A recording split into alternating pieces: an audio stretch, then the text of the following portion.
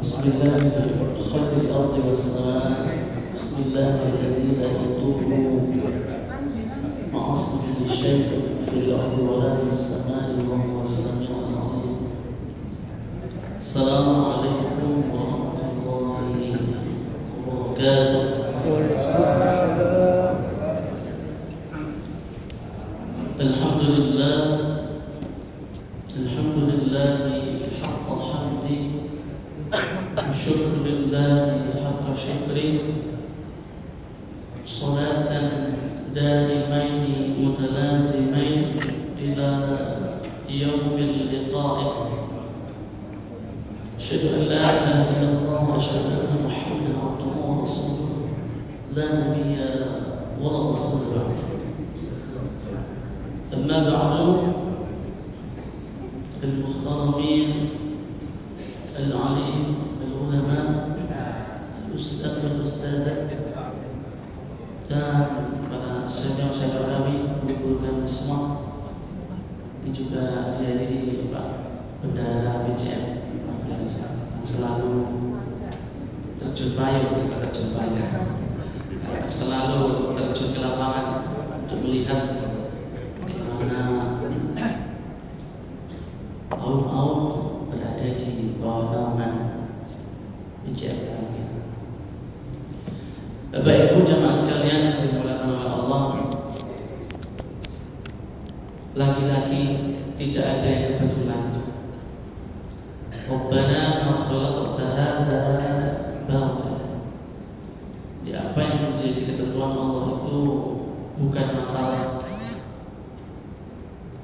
kebetulan, sudah direncanakan. Qadarullah-nya Allah menentukan pagi hari ini seperti sakit dan kemudian digantikan oleh kamu. Yang pertama, perlu bersyukur kepada Allah Subhanahu wa taala. Bapak Ibu, kita di hari yang ke-18, insyaallah nanti sudah mau ke-19,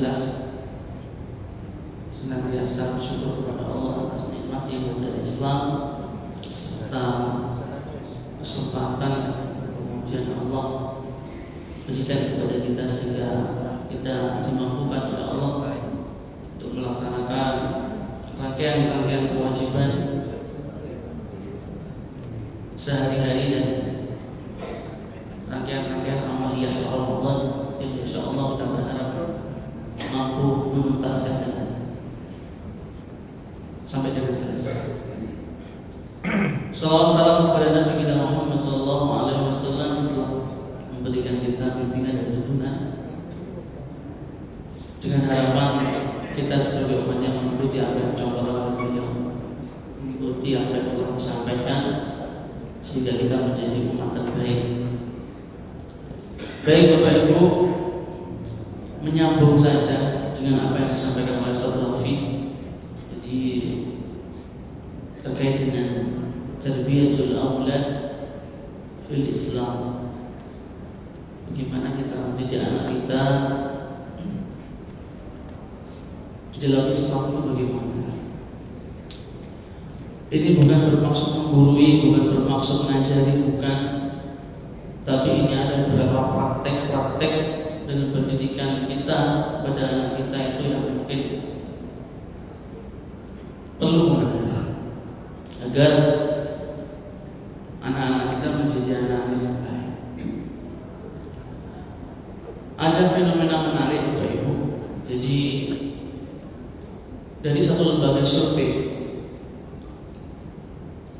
yang khusus menangani remaja, kalau tidak salah NAHM, itu di tahun 2025 Februari itu merilis sebuah penelitian yang menurut saya cukup menggelitik. Artinya membuat kita dilema.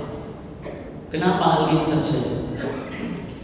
Di antara penelitian itu Bapak Ibu menunjukkan bahwa 15,5 juta remaja Indonesia itu kena penyakit mental. Jawaban sekali, boleh dicek. Jadi salah satu lembaga survei khusus menangani dengan kesehatan mental anak itu melakukan sebuah penelitian dan dirilis tahun 2025 bulan Februari. 15,5 juta kasus anak remaja terkait dengan kesehatan mental. Artinya, kalau bahasa kasarnya orang Surabaya, 15 juta, 5 remaja Indonesia stres. Lebih kasar mana? 15,5 juta anak Indonesia itu jam 1:05 dia bangun jam 1:05 gini, stres, gila. Dan angka yang sangat menarik, 64% faktor penyebabnya kenapa anak remaja itu gendeng, stres. Jam 1:05 tadi itu penyebab terbesarnya 64%-nya adalah keluarga. Bayangkan, 64% faktor penyebab anak-anak remaja itu kena penyakit jam 1:05 itu keluarga. 20% disebabkan terkait dengan pelajaran sekolah. Jadi pelajaran itu jadi faktor penyebab dia stres. 10% faktor media sosial. Sisanya lagi disebabkan karena lingkungan pergaulan. Soalnya podo gendengnya. Bapak Ibu teman sekalian, ini coba kita sama-sama analisa. Kira-kira kok bisa keluarga itu menjadi faktor terbesar anak-anak remaja Indonesia itu menjadi stres? Kira-kira kenapa? Kok bisa gitu? Ya gak ngerti, Ustaz, pasti jawabannya apa? Lulus kok ada aja. Nah, berarti ada yang salah dalam praktek pendidikan anak. Kan begitu pasti jawabannya. Dan mungkin kalau kita masuk pada inti dari permasalahan itu, kalau boleh saya mengatakan, kurangnya nilai agama di dalam keluarga itu. Coba angkat tangan yang sekarang sholat di masjid subuh ini, ngajak istrinya, ngajak anaknya, ngajak cucunya, ngajak cicitnya. Ini dapat hadiah dari Pak Hidayat. Pak, ngapunten, ini saya sampaikan. Terkadang kita pengen anak kita menjadi anak yang sukses, anak yang baik, tapi mohon maaf, terkait dengan nilai agama, sholat subuh misalnya, atau sholat ibadah-ibadah yang lain, kebaikan-kebaikan yang lain, jarang kita melibatkan anak kita. Seolah-olah aku tak naflin di sini, aku baru aja, tidak bisa terjadi. Maka ngapunten Pak, saya itu dari kecil itu wis menter, sabu itu wis menter. Ngapunten, sabu itu sudah menter kan? Sabu habis untuk apa? Subuh. Jadi subuh. Makanya kemudian kalau kita melihat anak-anak kita hari ini, jangan akan bisa melihat perbedaan generasi sekarang dengan generasi yang tadi. Bukan masalah makanan, bukan hanya sekedar masalah pendidikan. Namun orang dulu ngerti makin parenting seperti ini. Justru orang tua kita dulu mesti minim parenting. Tapi sebenarnya apa? Poin pokoknya, kau bisa ngajil, kudu iso ngajil, kudu iso ngaji, kudu iso maca Quran, kudu iso paham agama. Kalau kita progresnya harus sekarang. Matematika harus bagus, kamu harus sekolah internasional. Ngapunten Pak, jamaah sekalian. Hasilnya ya kita lihat ya. Sekarang. Jadi tidak bermaksud apa-apa menjadi referensi bagi kita. Ini penelitian yang dilakukan lembaga survei ternama. Dan mohon maaf, angkanya kalau kita boleh melihat ngeri kan Pak? Maksud kita melihat angka 64%, anak kita stres. Itu karena kita. Logikanya itu, mestinya 64% itu faktor kesuksesan lain, bukan sebaliknya. Maka kemudian jemaah sekalian yang dimuliakan oleh Allah Subhanahu wa Ta'ala, maka Nabi itu kan sudah mengatakan kepada kita, parenting itu sebenarnya kita ikuti sebelum kita nikah. Mestinya ilmu seperti ini itu mestinya kita miliki sebelum menikah. Apa di antara ilmu yang diajarkan Nabi? Tunkihul mar'atu li arba'in. Ini jangan sudah paham. Limaliha wa li hasabiha wa li jamaliha wa li diniha. Kemudian apa kata Rasul? Fadfar bidati dinik jarimat. Kamu menikahi seorang wanita atau sebaliknya, wanita dinikahi laki-laki karena 4. Limaliha, hartanya, lihasabiha, nasabnya, getihnya abang, getihnya hijau, getihnya biru ya. Kemudian wali, jamalnya, ganteng, elek, cantik atau tidak, dan yang terakhir apa maksud? Lidinya, karena ada. Tapi perhatikan, ujung dari hadis ini, fadfar bidati dinik dan. Tapi kamu harus mengutamakan yang paling terakhir. Apa agama? Kemudian kata Rasulullah, dari bajian. Tapi kalau kamu nggak memperhatikan yang terakhir ini, selesai. Artinya 3 dari itu soge, nasabnya bagus, cantik, tapi kalau nggak punya agama, selesai juga ya. Selesai dalam apa? Ketika kita pertama ketemu, cantik nih, masya Allah. Nasabnya bagus, masya Allah. Cantik dan sebagainya, punya keturunan darah biru. Tapi kalau nggak punya agama, ketika nikah, selesai. Tapi sekalipun mohon maaf, kere, kemudian tidak cantik, nasabnya biasa-biasa, tapi karena menjaga agama bisa menikah. Maka keluarga yang paham agama, dia akan ngerti nilai sholat, nilai wudhu, nilai infak, nilai zakat. Maka 3 tadi itu terangkat. Sing wajahnya biasa-biasa, kayak saya ini gak ganteng, ya gak enak.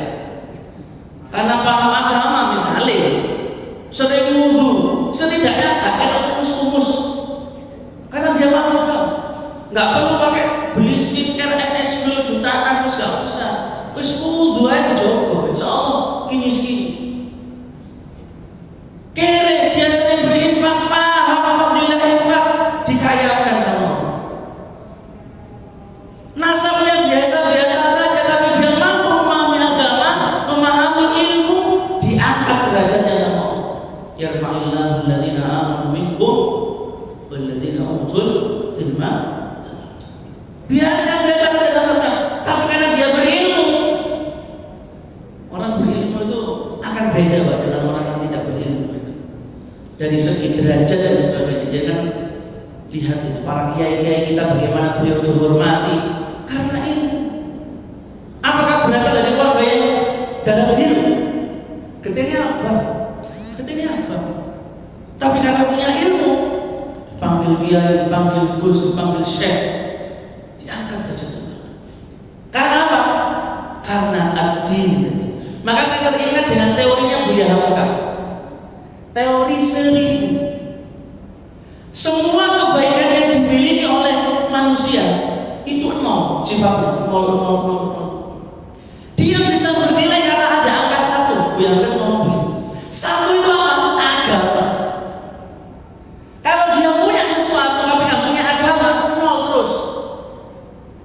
Tergantung orang itu berbuat apa, nol. Tapi kemudian ada gantolan, dia punya agama, jadi ada kesan. Dia bisa bernilai 10, 100, 1000, 10.000, 1.000.000, 1.000.000.000, terus. Kenapa? Karena agama. Makanya Bapak Ibu, ini menjadi perhatian kita. Allah akan sampaikan di surah An-Nisa ayat 9. Wal yakhshal ladzina law taraku min khalfihim dhurriyyatan dhi'afa khafu 'alaihim falyattaqullaha wal yaqulu qawlan sadida. An-Nisa ayat yang ke-9. Wal yakhshal ladzina law taraku min khalfihim dzurriyyatan dhi'afa. Wahai kalian umat, takut pada Allah. Tentang apa ya Allah? Law taraku min khalfihim, kamu meninggalkan generasi di belakangmu itu dzurriyyah. Ini Pak, indahnya Allah ini. Dzurriyyah tidak berhenti pada anak, tapi keturunan. Maka ada parenting kakek, ada parenting nenek, Bapak Ibu. Jadi jangan kemudian beranggapan bahwa anak aku sendiri utuh. Ada parenting kakek, ada parenting nenek. Untuk menyeragamkan parenting ayah dan parenting ibu. Karena banyak proses gagal karena tidak bersambungnya parenting ayah dan parenting ibu. Contoh kecil, mama wis ngomong, nah jangan minum es. Contoh, jangan minum es, nanti batuk. Kalau batuk masuk rumah sakit. Karena seorang ibu, seorang bapak yang pekerja apa ya, dititip menanam baik. Nyampe rumah yang baik, orang bakul es krim, ya kan? Gimana lagunya jualan es krim itu? Teroret gitu ya, teroret. Anak jadi pengen, es krim. Belum, mama kan belum selesai bilang tidak boleh minum es. Belum tambah juga habis dalam es itu jadi. Soalnya ngerti ini target pasar yang cocok nih. Semakin anak menangis tambah tiga kalau ini. Mama kan udah bilang khusus nggak boleh minum, nanti batuk masuk rumah sakit. Bahaya tuh pahlawan. Oh posisi suruh nangis itu. Es krim, mesti kok es krim kilo itu pahlawan tuh. Selesai. Kenapa?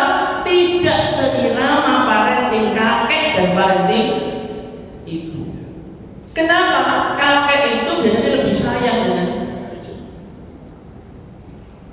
Maka jemaah sekalian, ini Allah sampaikan itu indah banget kalau kita mau melihat. Dzurriyyah dhi'af. Kamu melihat keturunanmu itu lemah, maka Allah menawarkan solusi, Pak.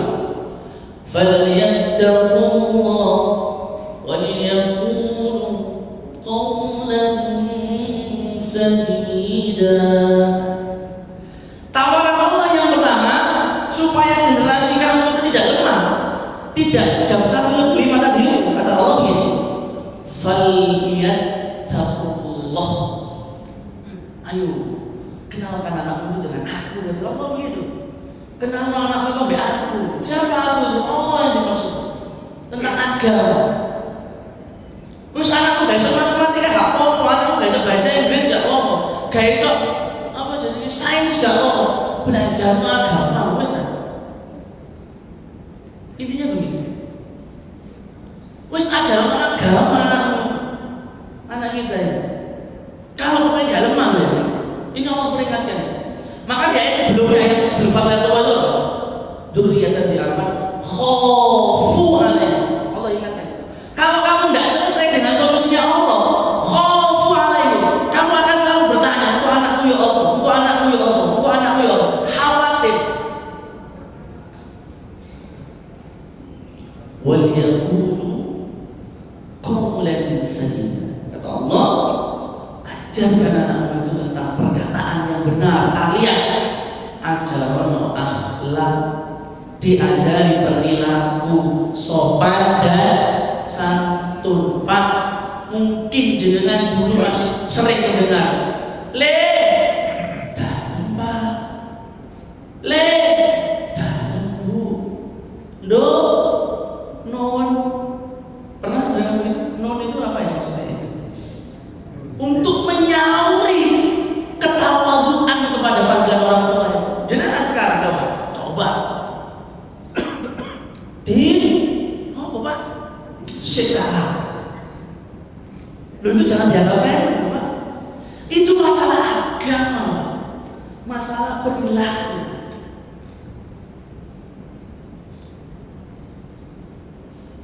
Cong ya, cong. Kacong. Panggilannya apa kalau orang Madura?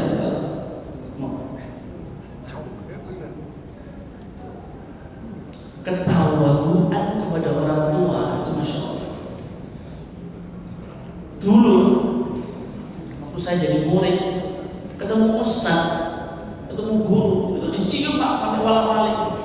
Bukan masalah yang di Trans TV itu, bukan, yang di Trans TV bukan, karena bau bukan, tapi karena ketawaduan. Mohon maaf, sekarang saya jadi guru, lek di kompon nggak salah. Masalah agama nggak ya? Dia pinter menurut saya, matematikanya 100 terus, sainsnya 100 terus. Ketemu guru jarang sekali. Khawfu alaihi, maka kita bertanya, yo apa punya anak ini walaupun pinter? Jemaah sekalian, maka dicontohkan Nabi Yakub, gitu. Nabi Yakub itu sebelum wafat, ini seorang nabi, ini harus memastikan anaknya diajari agama. Nabi Yakub itu jadi nabi kan pasti ya, memberikan nilai agama kepada anaknya. Ketika mau wafat, yang ditanya kenapa? Jangan dia sudah paham.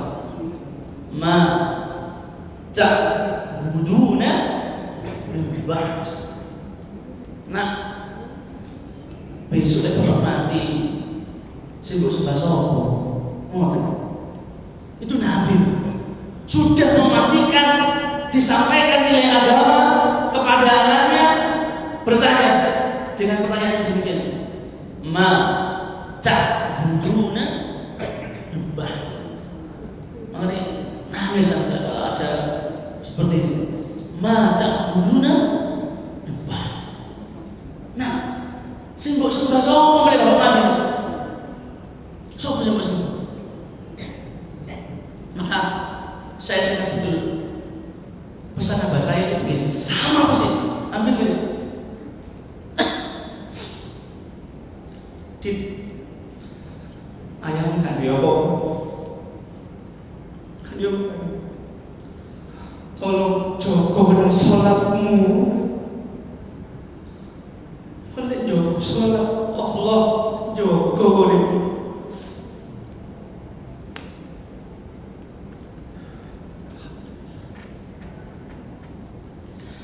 Ini pesan mendalam dan terbukti. Terbukti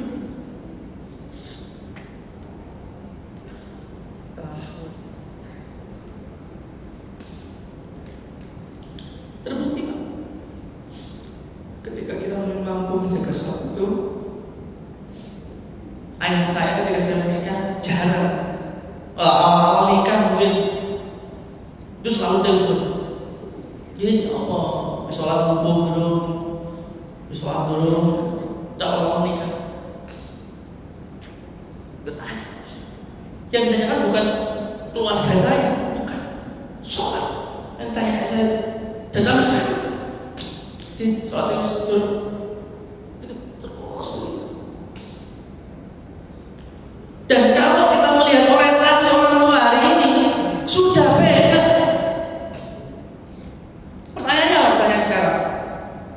Ma ta'kuluna min ba'd.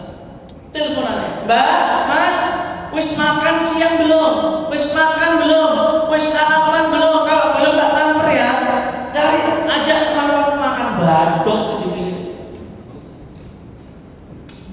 Masak guluna. Mbak. Sing mbok pangan menina lek bapak mati opo? Ngono terus. Makanya ngapain dari sekarang karena badok gendeng. Ketika badok oleh rasanya badok makan kok gak ketemu sing dimangan, stres anak kita. Waduh aku makan opo iki lho apa ya? Mentalnya itu, mental tempe apa ya sekarang. Mengapa jadi kita bicara realita? Kenapa kok ternyata penyebabnya adalah keluarga? Karena keluarga yang menjadi pilar pendidikan agama hilang. Selesai. Ngandalkan gurunya. Sopo guru? Yuk jangan mondok anak. Selesai. Makanya Nabi mengatakan sudah memverifikasi. Ketika Rasulullah SAW itu sudah merencanakan, sudah menyampaikan, fatfar bidatid dinik dari batsiada. Lek kamu tidak memperhatikan agama calon pasanganmu, selesai. Ustaz, terus saya ini gimana? Ustaz, saya belum nikah wis ono tombo perawat dijaluk menikah. Terus piye? Nah, ini tidak ada istilah ketinggalan, terlambat tidak ada. Hari ini sama-sama kita perbaiki juga, termasuk saya, bukan berarti kemudian kami menjadi paling baik, itu tidak sama kita mereka sendiri-sendiri. Ini sebagai peringatan bagi kita. Maka angka 64% faktor penyebab terbesar dari anak-anak kita yang maaf jam 1 lebih 5 tadi itu karena keluarganya tidak mampu memberikan nilai agama. Tidak usah mengandalkan guru, tidak usah mengandalkan sekolah, tidak usah mengandalkan siapapun orang tua. Kita ini minimal ngajari tata kerama. Dan tata kerama itu kalau boleh kita menelisik ke belakang, bagaimana anak kita ini niru sikap kita kepada pasangan kita. Anak kita kok suka bantah, berarti istri suka bantah sama suami. Anak kok sering membantah kepada bapak, berarti bapaknya senengane kasar sama istrinya. Ini sistem yang dibuat oleh Allah. Makanya kemudian Khadijah itu menjadi istri yang tidak bisa dilupakan oleh Nabi. Faktornya cuma satu, Bapak Ibu. Dalam pernikahan 15 tahun itu, Khadijah dalam pernikahannya tidak pernah sekali bantah sama Nabi. Ngeyel sama Nabi tidak pernah Khadijah. Pak, jadi kan dibantah sama istri berapa kali? Gak kehitung sampai mendadak.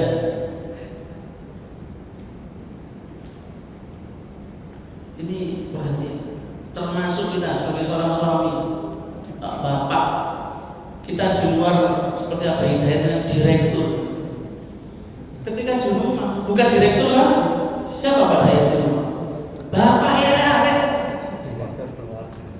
Karena nggak mungkin anak kita, cucu kita, istri kita, ketika kita sebagai direktur, kita pulang, assalamualaikum, selamat datang Pak Direktur, begitu. Bapak, ayah, sama saya juga begitu. Di luar ustaz, koyoknya ustaz, kan jopo ya Pak Ustaz. Abi, ayah, saya, sudah lepas sudah. Dan jangan membawa masalah pekerjaan di dalam rumah. Ini pengaruh pada akhlak anak kita kepada kita. Wallahu a'lam bishawab. Semoga dengan lain waktu kesempatan kita berdiskusi nanti masih panjang tadinya. Ini juga menjadi kepukulan bagi saya. untuk menjadi panutan keteladanan bagi keluarga kita semua, termasuk panjenengan semua Bapak, Ibu. Ayo, tidak ada kata terlambat. Kenapa? Karena Allah sudah menentukan zuriyah. Ilmu parenting itu tidak hanya untuk ayah, tidak untuk ibu. Mungkin jangan sudah sekarang berperan dari kakek. Gimana jadi kakek yang baik itu bagaimana? Contoh Nabi itu kakek terbaik sepanjang masa. Bagaimana menjadi nenek yang baik? Belajar dari Aisyah. Belajar menjadi nenek yang baik. Atau mungkin banyak tokoh-tokoh yang bisa dijadikan sebagai teladan. Allahu a'lam bishawab. Subhanakallahumma wa bihamdika asyhadu an la ilaha illa anta astaghfiruka wa atubu ilaik. Wa akhiru da'wana wal 'afwu